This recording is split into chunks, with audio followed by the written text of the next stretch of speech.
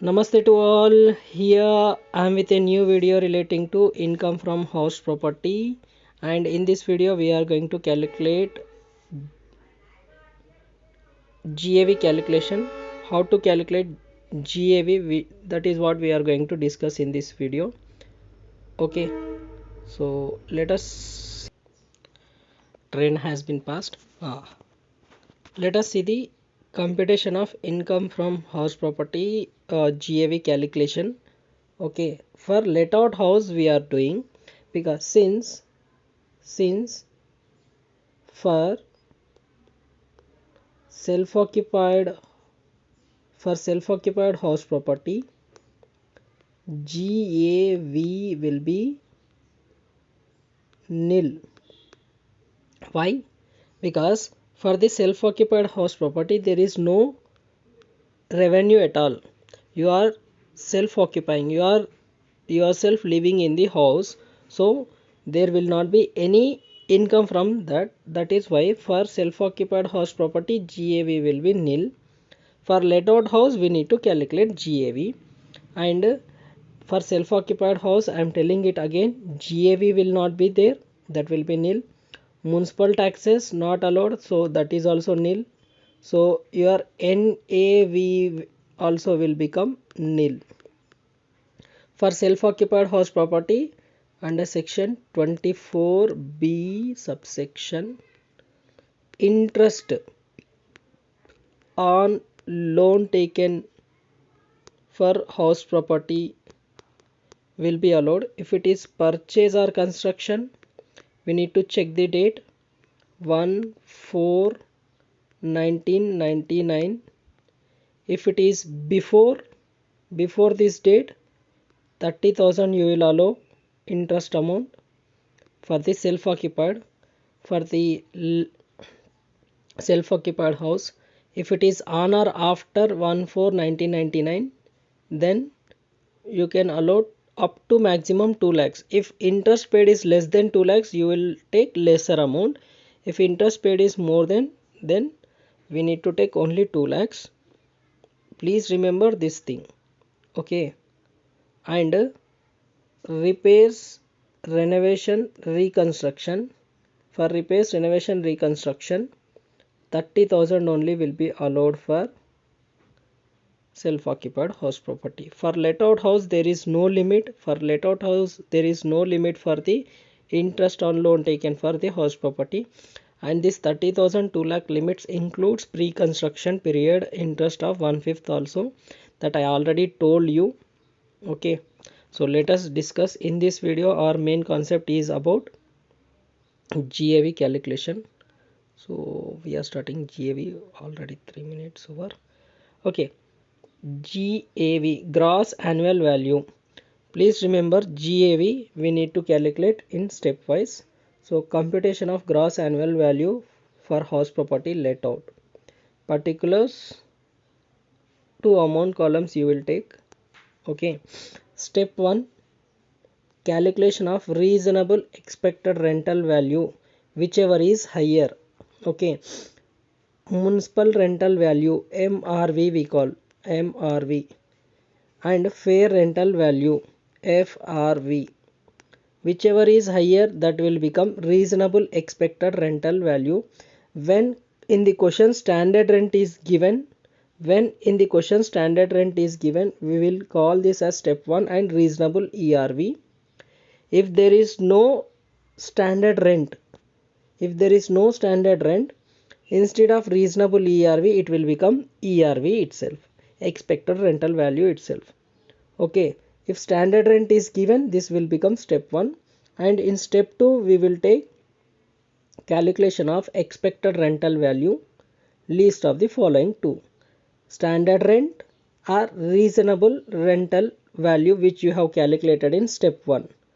Okay, whichever is less, that will become your ERV. I repeat once again, calculation of step 2, calculation of expected rental value, list of the following two: standard rent or B, reasonable expected rental value, which you have calculated in step 1. Whichever is less, that will be allowed as deduction. that will be considered as expected rental value. And remember one thing, this we will do when standard rent is given. If standard rent is not given, your first step whatever is there, calculation of reasonable, instead of reasonable you will write expected rental value, that is municipal rental value or fair rental value, whichever is higher, that will become your ERV instead of reasonable expected rental value. Okay, if standard rent is given, we will do standard rent and reasonable ERV. Okay, step 2, calculation of actual rental value.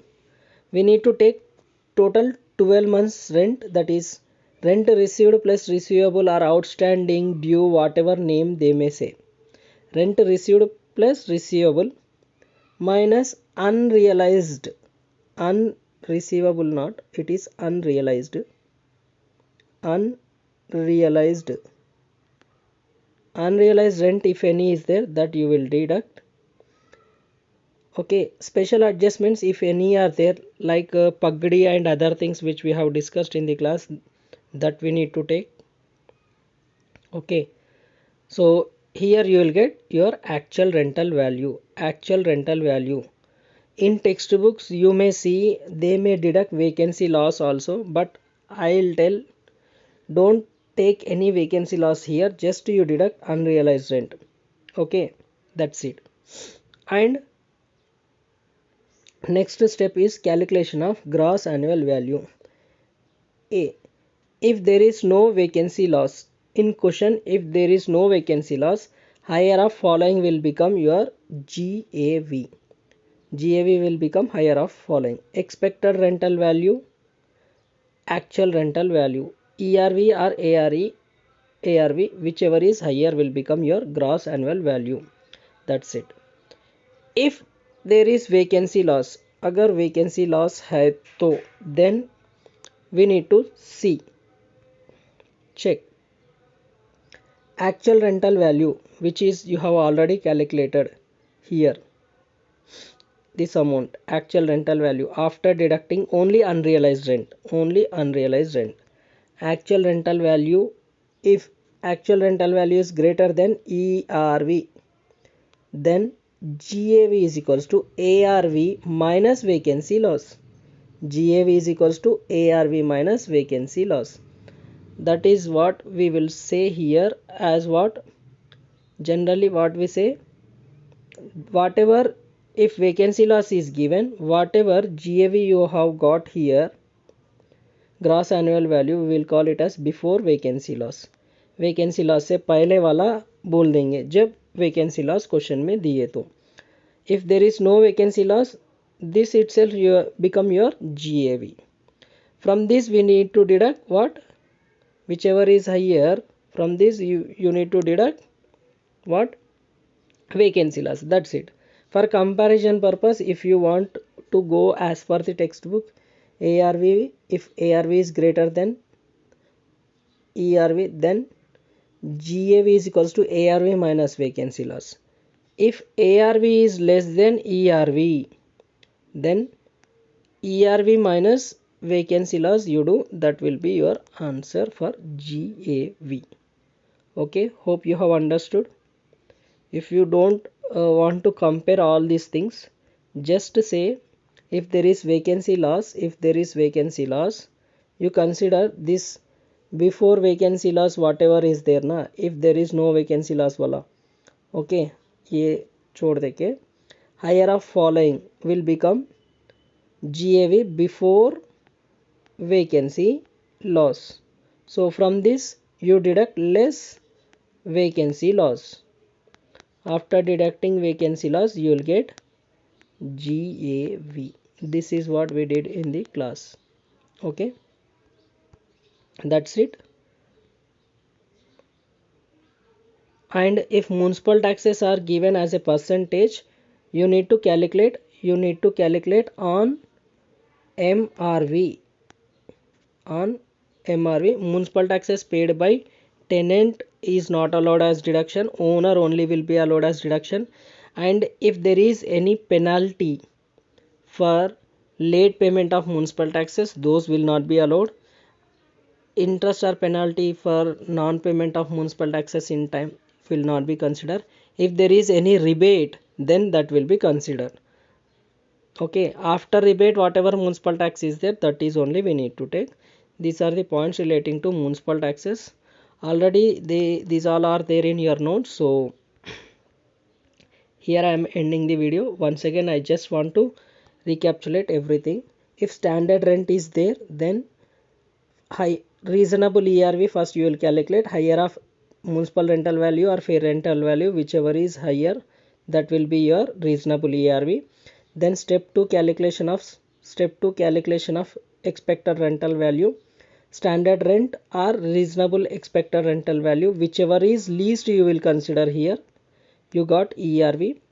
Then calculation of ARV. ARV will be rent received plus receivable, total 12 months rent you need to take. From this you need to deduct unrealized rent if any. That if you deduct, you will get ARV. What you will get? You will get ARV, actual rental value.